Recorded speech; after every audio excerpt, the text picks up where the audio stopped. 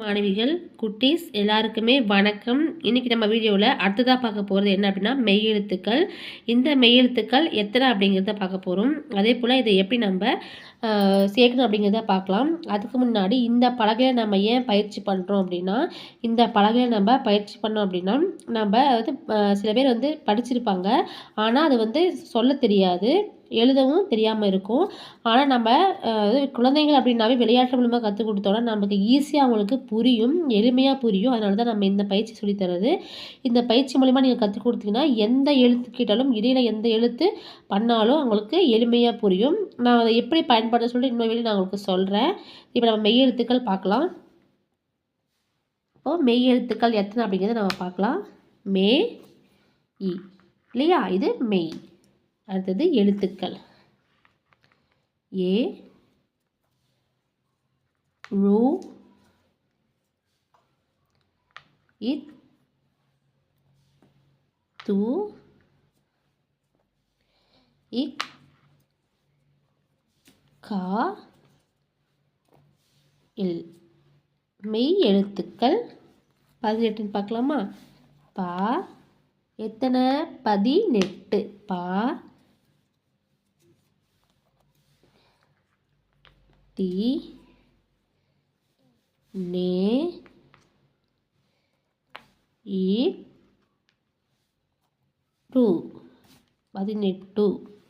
இப்போது மெய் எழுத்துக்கள் 18 இல்லையா. இப்போ இந்த 18 மெய் எழுத்துக்களை நம்ம எப்படி சேர்க்கலான்றதை பார்க்கலாம். 18. இப்போது மெய் எழுத்துக்கள் 18ல் முதல் எழுத்து என்ன? இக்.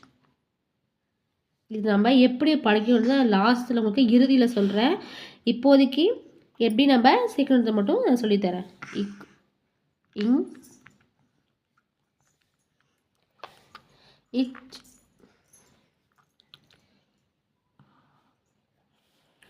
இன்ச்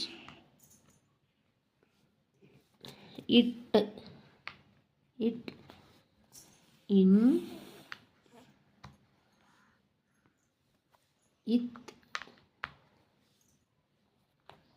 இன் இப் இம்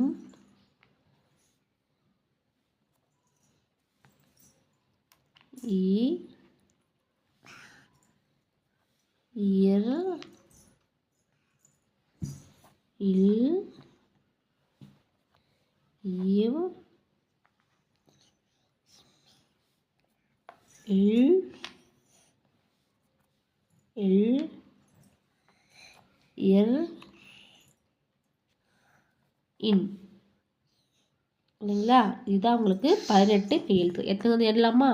1 2 3 4 5 6 7 8 9 10 11 12 13 14 15 16 17 18. அப்போது மெய்யெழுத்துக்கள் 18.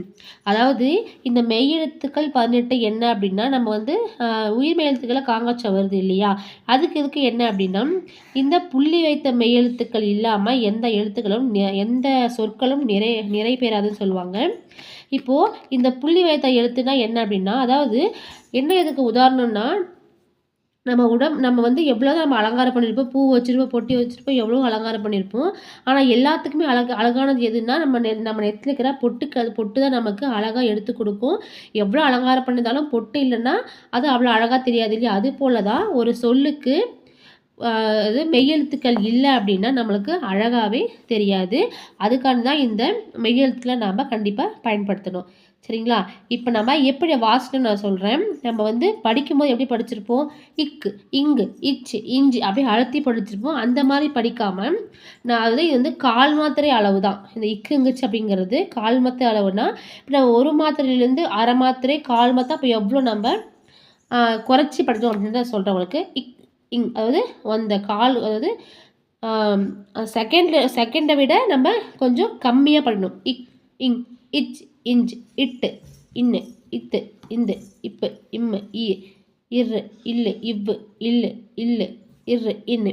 அதாவது ரொம்ப வந்து குறைந்த அளவு, ரொம்ப முடிஞ்ச அளவுக்கு குறைந்த அளவு தான் படிக்கணும். அழுத்தி படிக்காமல் குறைந்த அளவு படிக்கணும். இதை சரியாக எப்படி பார்க்கணும் நான் சொல்கிறேன். இக் இங் இக் இன் இட்டு, 3 சுழி இன்னு, இத்து, தன்னகர இந்து, இப்பு, இம்மு, ஈ, சின்ன இரு, குண்டு இல், இவ், சிறப்பு இல், பெரிய இல், பெரிய இரு, 2 சுழி இன். அதாவது இப்போ நம்ம இதை ரன்னகர இன் அப்படின்னும் படிக்கலாம். ஆனால் புள்ளி வச்சதுனால நான் உங்களுக்கு பெரிய இரு 2 சுழி இன்னு சொல்லியிருக்கேன். அதே காங்காய்ச்சல வரும்போது நம்மளுக்கு ரன்னகரம் அப்படின்னு நம்ம சொல்லிக்கலாம். சரிங்களா? இப்போது இந்த மொழியில் நம்ம அடிக்கணும். சரிங்களா? அப்போ 18 மெய்யெழுத்துக்களை நம்ம எப்படி வாசிக்கணும்? இக் இங் இத், அதாவது அந்த அரை மாத்திரைக்கு கம்மியாக கால் மாத்திரை ஒலிக்கணும். அப்படிங்கிறதுனால நாம் அதை விட கம்மியாக முடிஞ்ச அளவுக்கு ஒலிக்கணும். இக் இங் இச் இஞ்ச் இட் இன் அப்படின்றத நம்ம நான் உங்களுக்கு ஒலிச்சு காமிச்சிருக்கேன். இப்படித்தான் நம்ம மெய்யெழுத்துக்களை படிக்கணும். அதே போல் இந்த மெய்யெழுத்துக்கள் ஒவ்வொரு சொல்லுக்குமே ரொம்பவும் முக்கியமான ஒரு எழுத்துக்கள் இல்லையா?